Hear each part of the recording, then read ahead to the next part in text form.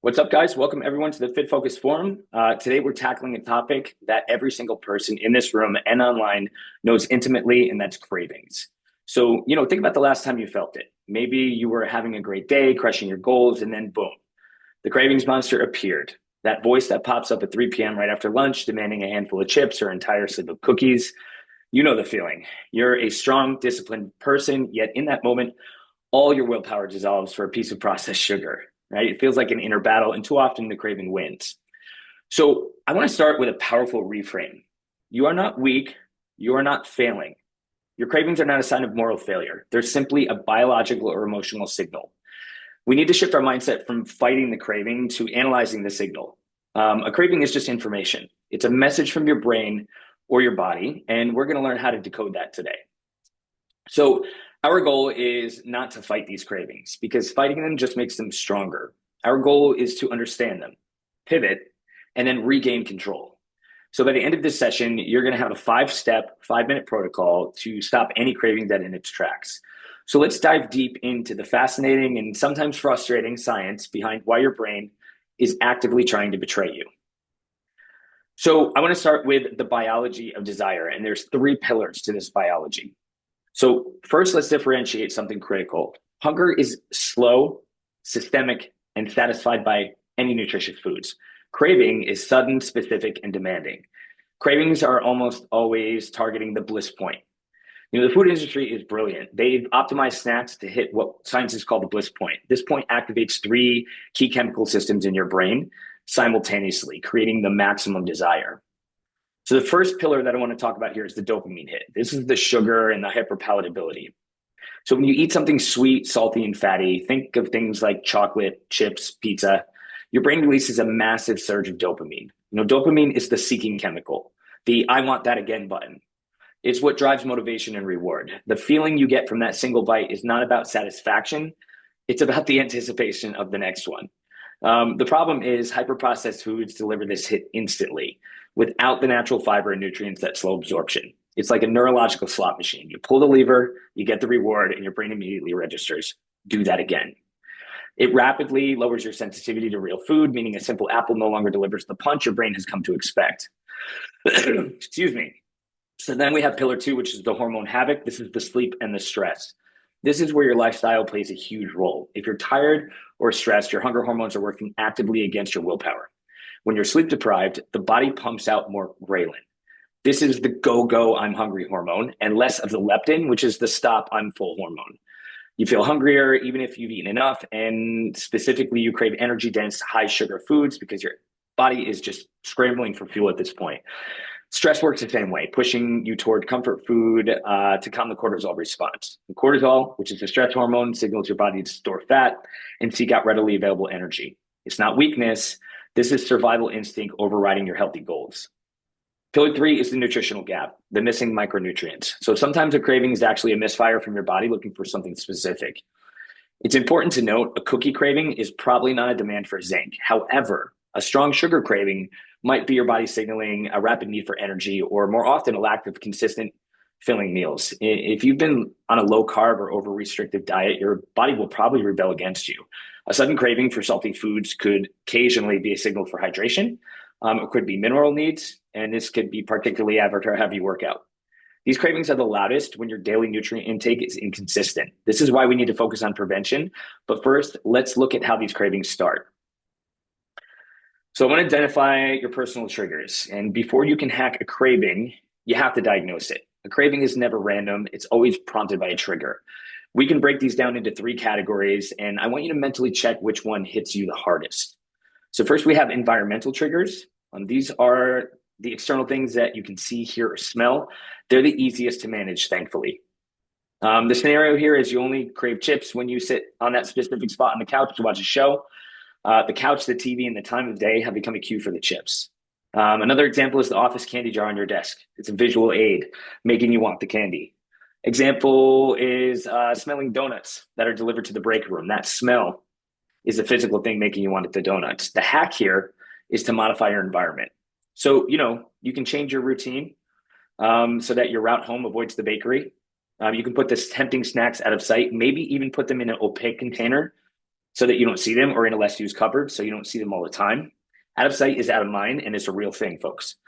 It removes the visual cue that starts the dopamine sequence in the first place. So let's talk about emotional triggers now. This is the most dangerous kind.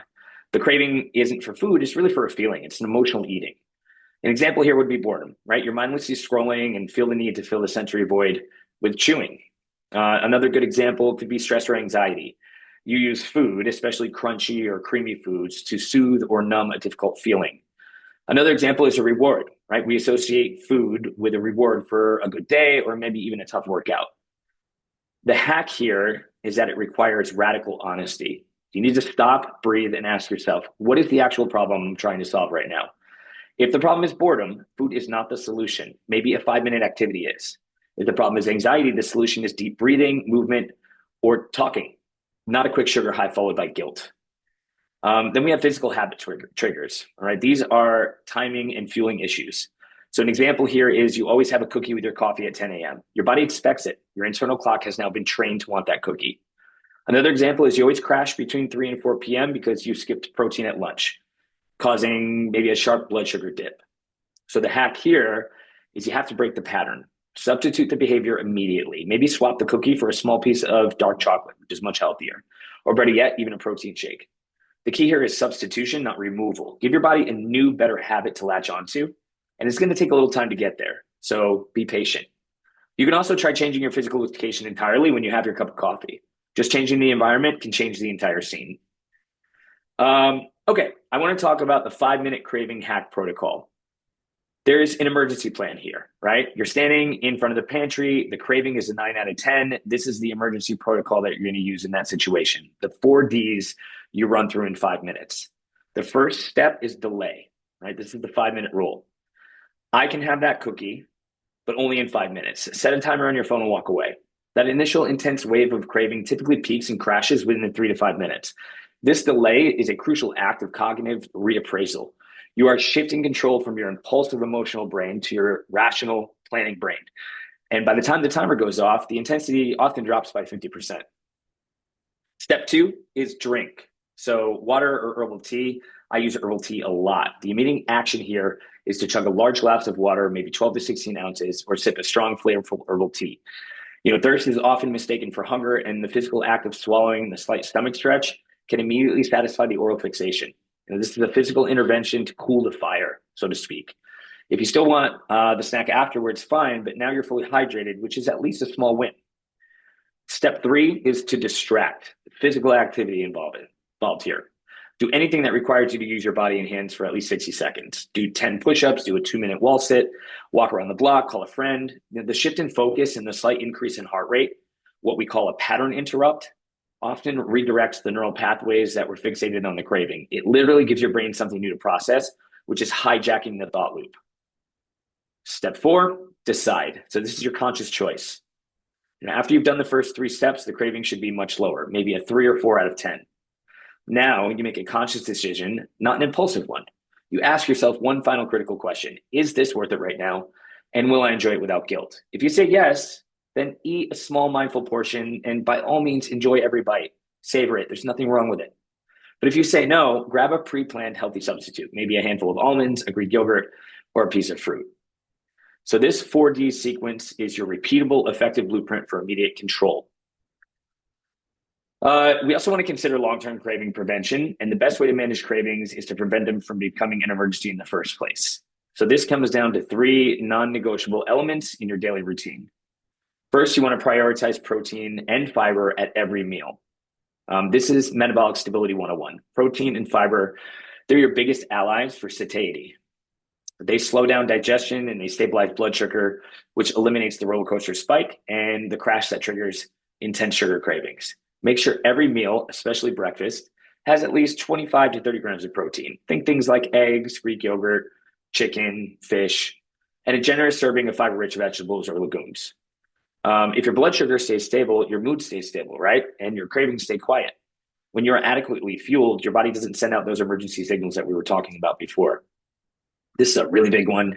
Master your sleep schedule. I'm still working on this myself. I work on it constantly. It always slips. We talked about ghrelin and leptin. Getting to 7-9 hours of sleep of quality sleep isn't a luxury. It's a metabolic tool. And when you are well rested, your hormones are balanced and your brain is less likely to seek out quick fix energy in the form of sugar and processed carbs. A good night's sleep reduces your cravings for high calorie, high fat foods by almost 50% the next day. Treat sleep hygiene like you treat your workout plan, right? It's that important. And think about instead of dieting, additioning, right? Change your focus. Instead of concentrating what you're taking away, focus on what you're adding, right? Add more vegetables, add more water, add a walk after dinner. This positive framing makes your journey feel less restrictive and naturally crowds out space for junk food.